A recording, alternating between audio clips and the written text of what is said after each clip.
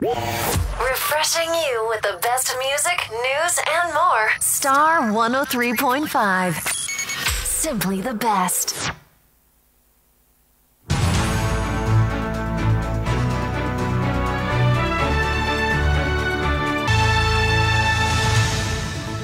It's 12 o'clock. Hello, good afternoon, and welcome to the Starr Midday News.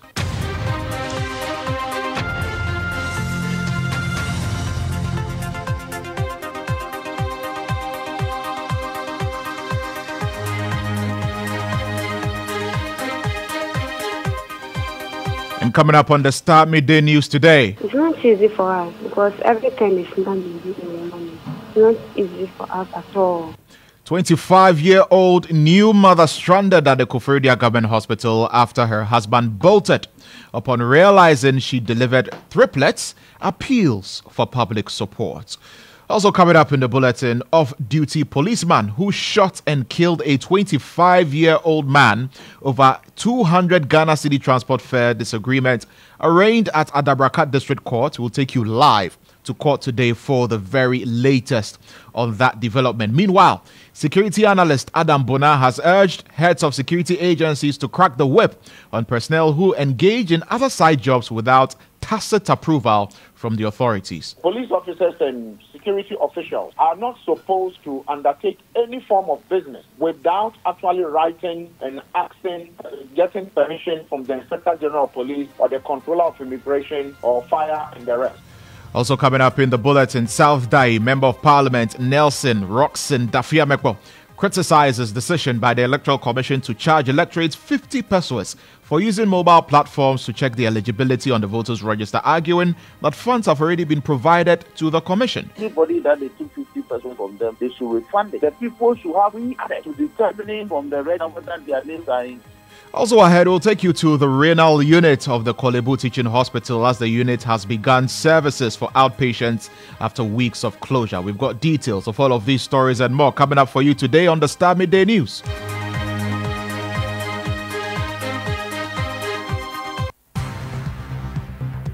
Starr News is coming to you live on Ultimate 106.9 FM in Kumasi, Empire 102.7 FM in Takrady, Zeps 95.9 FM in Zebila, Nissim 100.1 FM in Lamshao, My Star Radio in the USA, also live on Facebook on Star 103.5 FM and on starfm.com.gh around the world. This is Star 103.5 FM, Starr News, informed, in depth, in touch. Thank you very much once again for joining us here on the Starr Midday News. You can join us on our Facebook live stream at Star 103.5 FM. You can also join us on X and Instagram at Star 103.5 FM. My name is Lantam, Papanko. Now, children are considered a blessing, and their absence sometimes create problems for couples, particularly in Africa. However, a 25-year-old new mother of triplets is appealing for public support after her husband bolted upon hearing that she had delivered triplets. The new mother, Gloria Tay, from Nkukrang in the Yulok Krobo municipality in the Eastern region, is currently stranded at the Eastern Regional Hospital in Koforidua. According to Gloria, her husband left the hospital after being informed by a nurse that she had given birth to triplets. This new set of triplets brings the couple's total number of children to 7, including a pair of twins and 2 other children. Sister of the traumatized mother, Evelyn Tete, spoke earlier on the Morning Star. Because everything is not easy in the morning. It's not easy for us at all. Even now, they said the lady, the bill for the lady is very, almost 400 cedis. The man is not there. So we left her yesterday here. I went home for some contribution so that I can come this morning and we know what to do about it. So I just came to the hospital. So in all of this, what kind of support would you say you need at this moment? Any support, financial support, dresses for the children, anything at all. Anything at all. Anything at all.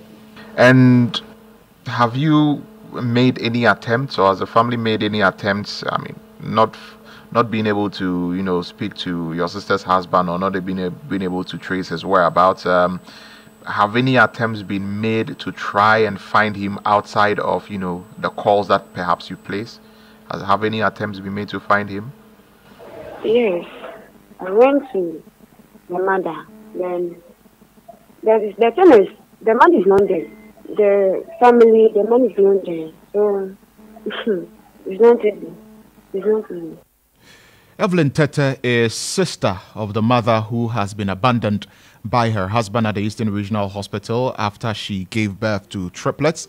Some of you have been reacting to this development on social media, and Nana Ama Aqua is in the studio with some of your reactions. Nana Ama, how have people been reacting to this news? Well, most have found this quite a dire story because, I mean, now it looks like the lady is alone with 7 children and 3 newborns as well. So it's quite a lot to handle. We move over to X. Ricky says, I've seen a man run away because of 500 Ghana cedis. The wife stayed in hospital for more than a month. Kwame adds, oh, Africa Air. How I wish this lady were to give birth to these kids in Europe. Free accommodation, free money, especially in Germany. Giving some ideas there. Rachel says that he should have been wise enough to go for family planning method for his wife after giving birth to 4 children. Now you're running away.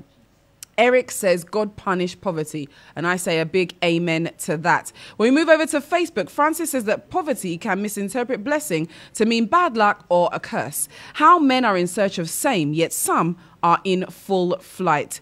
Wanda adds, bro, running away is not the solution. Come back and face your responsibilities just as you had the courage to impregnate the woman. Monarch says, when we say marry a responsible guy and a successful man, you say true love is not about money. Then later come and do drama on Facebook. Kishi Kishi says, your womb has been blessed and being powerful, but lack of money is the problem. Helpers should extend their hands to her.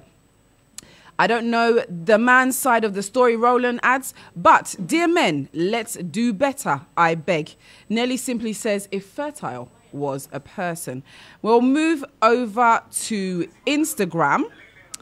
And then we have here Adum, who says, I know a woman sleeping in a kiosk who had 3 deliveries, 9 children. I also know one rich woman who for the past 20 years has been praying for just a child. Life is not fair. When we have Ochadie, in an advanced world, the government will definitely support. Then we have another comment here, no emotions here till the man's side of the story is heard. These women these days are very sneaky. What if the man left because he found out the kids were not his? Well, people have a variety of views.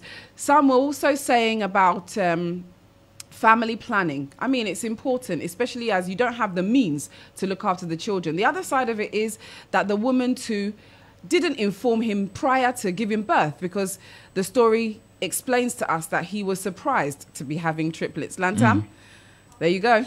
Well, interesting comments there about this story on social media. I'll be following it closely and bring you more updates as and when we have them.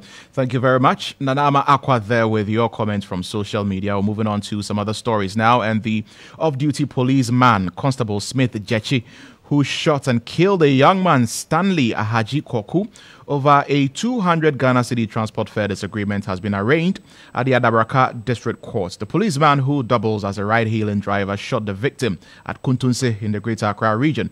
My colleague Calvin Powell is at the court and joins us with the very latest. Calvin, welcome to the bulletin. What can you report with regard to how court proceedings are going on so far? All right, Lantam, at exactly 9:51, we got to the court, and at that very moment, suspect was also brought in. But earlier information indicated that the prosecutor on the case came earlier and also had a different case at the police headquarters. So when suspect was not in around 8 thereabout, he excused himself to the headquarters. So the suspect was in at the time the prosecutor had also left. That has delayed the case being called at the court. So we've been waiting. About 5 minutes ago, court went on break before the prosecutor returned. So we are hoping that the moment court reconvenes, the case will be called and all the necessary things will be done. Very well. Current situation on the ground now. Very well. Thank you very much, Calvin, for bringing us that update. Calvin Powell is our man in court today, bringing us details from the court as and when that case is called. And the proceedings unfold. We'll bring you an update on that in our subsequent bulletins. But security analyst Dr. Adam Bona says police personnel cannot engage in side jobs without formally notifying the Inspector General of Police. He has urged heads of security agencies to crack the whip on personnel who engage in other side jobs without the tacit approval from their employer. To the bereaved family. It's just unfortunate that it has to get to this. And for purposes of education, again, police officers and security officials are not supposed to undertake any form of business without actually writing and asking, getting permission from the Inspector General of Police or the Controller of Immigration or Fire and the rest.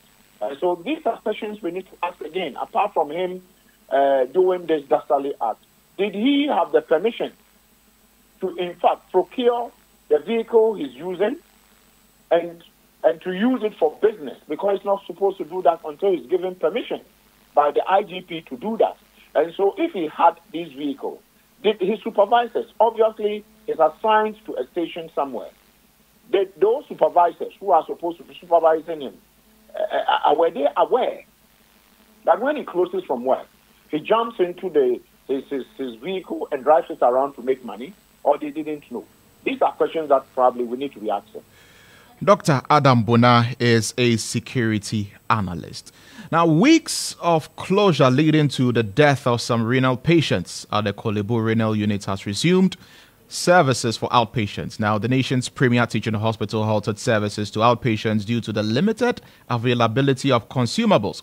My colleague Nadima Umar Uthman is at the renal unit and she is joining us on the phone line with some updates. Nadima, welcome to the bulletin. What can you report from the Kolebu Teaching Hospital renal unit? Right, Lantam. So finally, after 2 weeks of closure, the renal unit of the Kolebu Teaching Hospital is finally open to outpatients. And so yesterday, the hospital's management released a statement telling us that the renal unit is open. But because we had heard that a number of times, we have to come here and really see for ourselves whether the facility is open or not. And indeed, by the time we arrived here, the first session of the dialysis, the first batch to go through the dialysis had already ended their session. The session began at around 3 a.m. So currently, the second batch is in there being dialyzed. But interestingly, a few days ago, the association, the Renal Patients Association, had mentioned that they had intended to picket at the renal unit if the facility is not opened out to them. And so today when we came, we saw a number of them here, but when they realized that the facility is indeed open, they had to return back. But we spoke to their leader, Major Nkwa, or their spokesperson for the association, Major Nkwa, who told us that, yes, they are happy that the facility is now open, but they're a bit skeptical because they are saying that in the past it has happened to them before. They close the facility and then there's a lot of media coverage around it, so there's intense pressure for them to reopen. They reopen and then a few days later, it has to close down again. So they are hoping that this time it doesn't happen again, though they welcome, they are happy that they can finally come here to dialyze. Lantam. Thank you very much. Nadima Omar Uthman is at the Kolebu Teaching Hospital, bringing us those updates from the renal unit. And what is happening now is that after weeks of closure to outpatients, outpatient services have finally begun because the consumables that were delaying the outpatient services have been brought in. And so the outpatients can heave a sigh of relief and begin their dialysis treatment. Nadima has just reported that the first batch have already gone through their dialysis treatments. The second batch will be going in soon. Now, South Dai Member of Parliament Roxanne Nelson Dafiamekbo has criticized a decision by the Electoral Commission to charge electorates 50 pesos for using the mobile platform to check their eligibility and their names in the voters' register. The EC says persons who are unable to visit district centers to check their names can use a USSD code to check their eligibility or to see if their names are in the voters' register. But Mr. Roxanne Nelson Dafiamekbo says the 50 peso charge is unlawful. He spoke earlier on the Morning Star. The EC cannot wake up on its own, suo motu, and levy. Imagine that they levy 5. Would you have agreed if they had said that you should pay 5? Would you have agreed if they had said that, okay, you have to pay 50 cedis? So you don't determine the rate that you want to apply for people to be able to access these services, suo motu. You must come to Parliament. So even if you intended to levy such a fee, it is Parliament that must approve of it. I've called upon them, the EC, to as a matter of urgency, withdraw that 50 pesos, and anybody that they took 50 pesos from them, they should refund it. The people should have free access to determining from the register whether their names are included. That is why the voters, the exhibition of the provisional voters register is such a major exercise underpinned in CI 127 and CI 127, which the EC has a budget for. That is why you recruit exhibition officers that are paid for by the state for them to sit down, open the register for people to come and have a look. So if you are deploying other formulas for people to do that, let the state pay for it. Don't charge people. So for instance, if I decide to use the short code, but I'm not willing to pay the 50 cedis, what happens? If I don't have the money to pay, and yet for some reason I am bedridden, I cannot go and have my check my name in the register. If the EC say if I don't pay the 50 cedis, I cannot use the short code. Well, Roxanne Nelson Dafiamekpo, Member of Parliament for South Dai there, and he also says despite the low turnout that characterized the voter exhibition exercise yesterday, he's hopeful about a high turnout today, especially in his constituency. If you want the telcos to offer this service, include it as part of your activities. And so if you want the telcos to offer this service, include it as part of your activities and submit the budget to it. Because all the services the EC renders, it is funded by the state, approved by Parliament. All right, Honorable Dafiamekpo. But before I let you go, in your constituency, South Dai, have you been observing the exhibition exercise? How has it been going? Yes, it started yesterday. It's proceeding smoothly. Just that it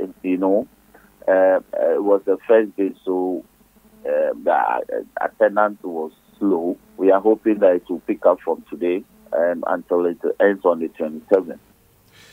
Roxanne Nelson Dafiamekpo there. Now let's cross over to our correspondents to get an update on day 2 of the voter exhibition exercise. Isaac Justice Bediako is our man in the Ashanti region. Isaac, welcome to the bulletin. It's day 2 of the exhibition exercise.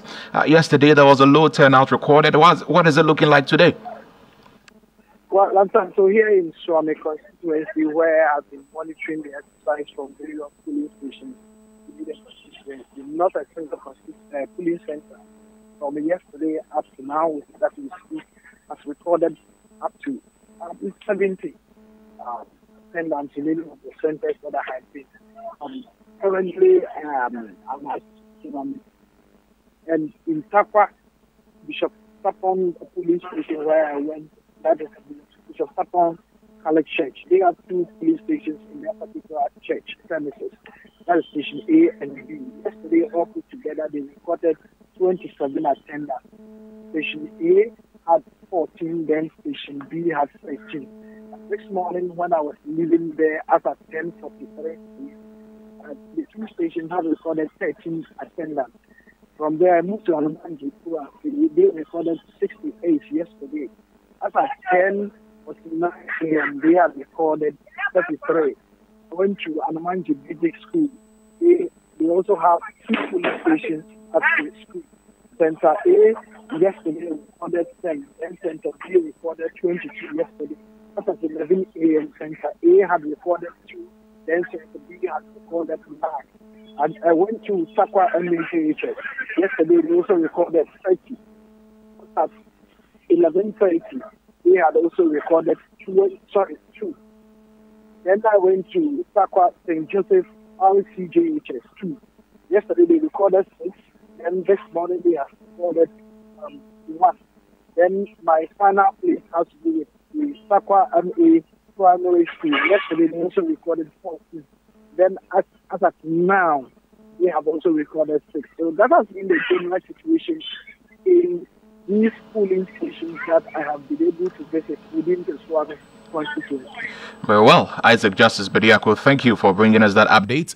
Isaac Justice Bediako is a man in the Ashanti region reporting that on day 2 of the voter exhibition exercise, quite a lot more people than day 1 are coming to some of the various polling stations to register.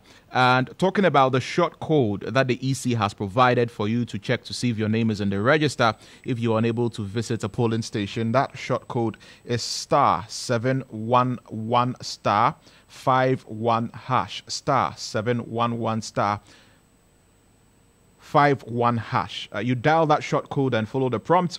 A fare of 50 pesos will be charged, and information will be provided as to whether or not your name is in the voters register. But mind you, this is something that Member of Parliament Roxanne Nelson Dafiamekpo insists is illegal, and he has called on the Electoral Commission to stop charging people for checking their names in the register if they are unable to go to the polling station. We'll see how that plays out, or whether or not the EC is going to do something about this. But we want to continue to touch base with some of our correspondents across the country to find out how day 2 of the limited voter registration exercise is going. And so when we get to them, we'll bring you those updates here on Star 103.5 FM. Let's remind you that the bulletin is streaming live on Facebook, and we're also live on our affiliate stations across the country.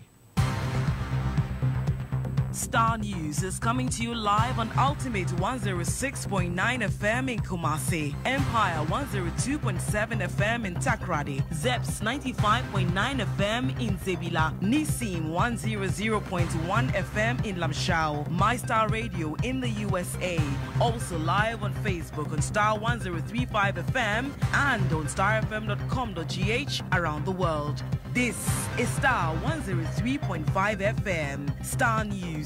Informed, in depth, in touch. Star 103.5 FM, this is the Star Midday News. Now, the Ministry of Youth and Sports insists it paid $2.5 million to the Ghana Broadcasting Corporation account and additional $1 million to third parties. It follows a rebuttal by the Director General of the Ghana Broadcasting Corporation, Professor Amin Al-Hassan, that only $105,000 was received by the corporation.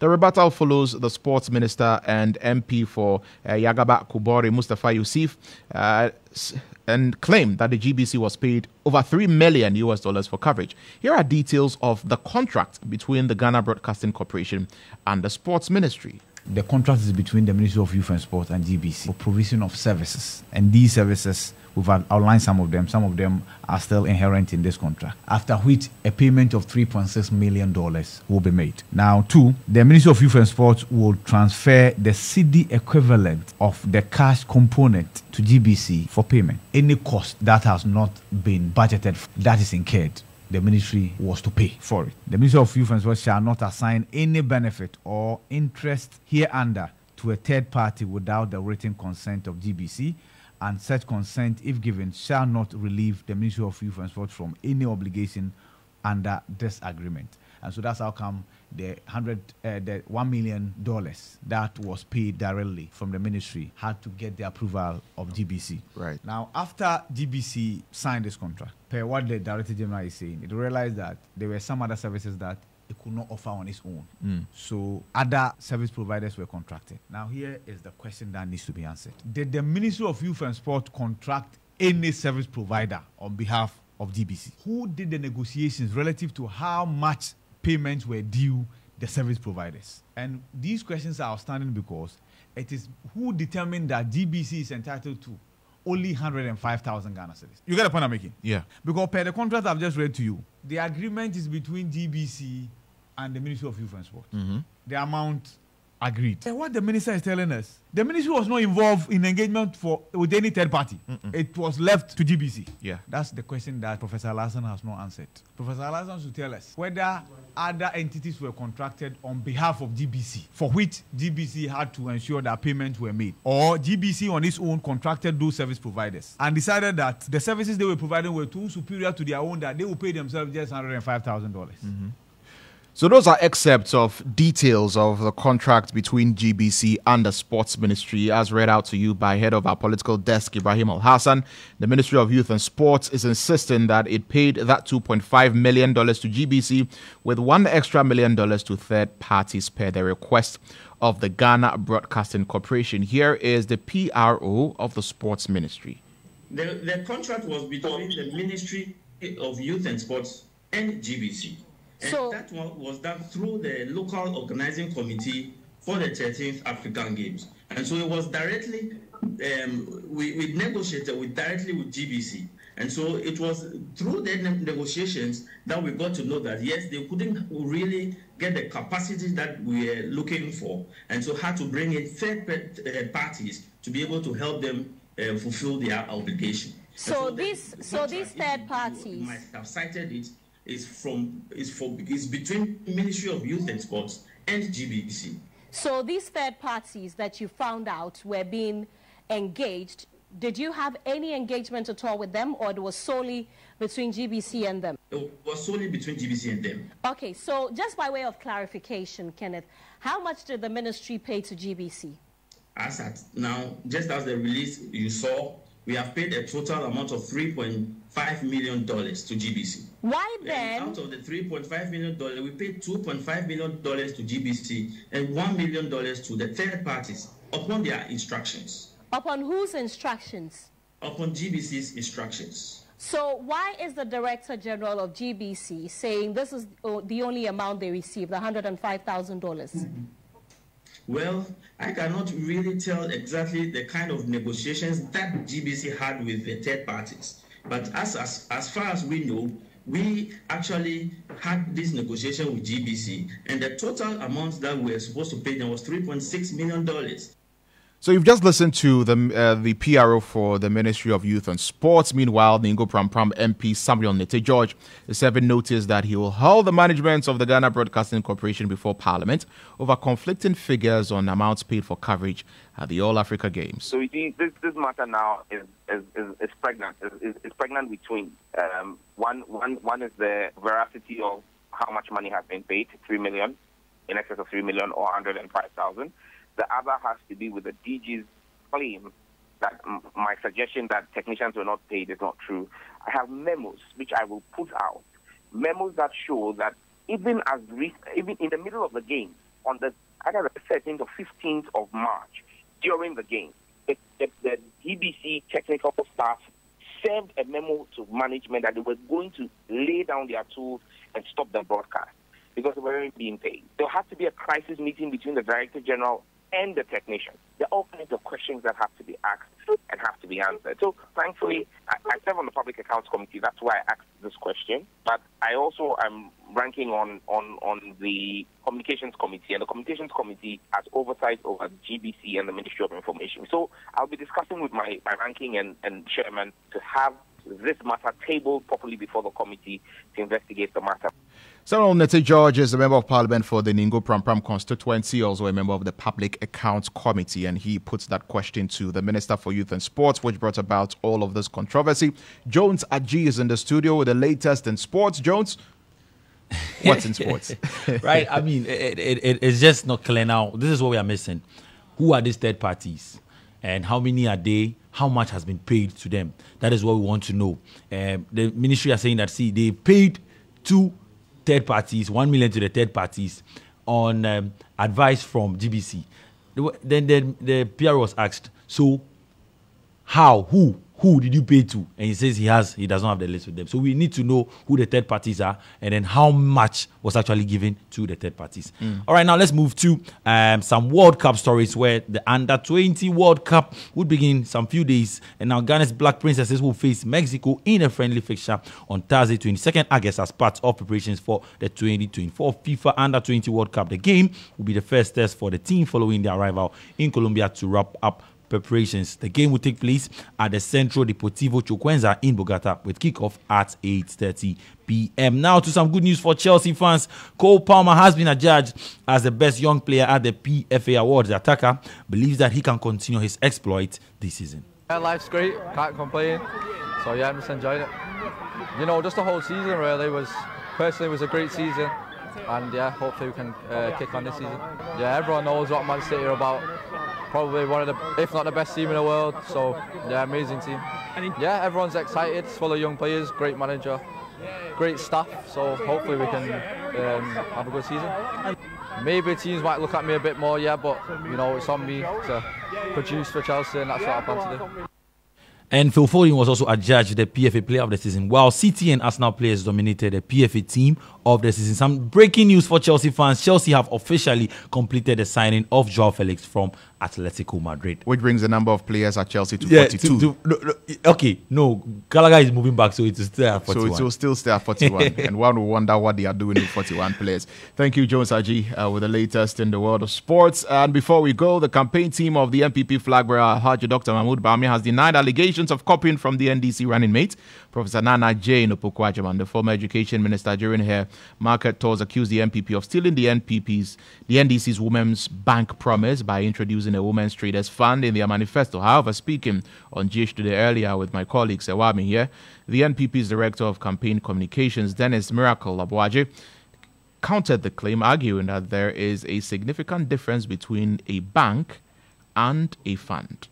Run a fund and to run a bank are two different things. Right. Accessibility of funding from a fund and accessibility of funding from a bank are not the same. Okay. What it means is that the real interrogation is the solution. Which one is viable? Okay. Which one is accessible? Okay. Which one is feasible? Which one is convenient? But how do you tell me that Women Traders Empowerment Fund, that's the name of so what? Did you copy it or not? How? Copy what? Did you copy the challenge? Did we copy the challenge? Okay. Why didn't Nana Jane say it when she was in government? She was a minister. Why didn't she set up the bank then? The vice president. Why didn't the vice president set it then? What is Dr. Mahmoud Babi? Is he president? The same way the president, former President Bahama, is promising us a women bank. Why? The women didn't have challenge 8 years ago when he was president. Why didn't he set it up then? So that's why I keep saying that. Please stop asking that question.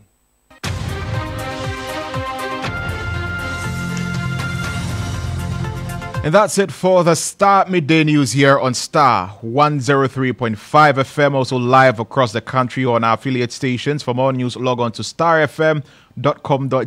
My name is Lantam Papanko. Have a good day.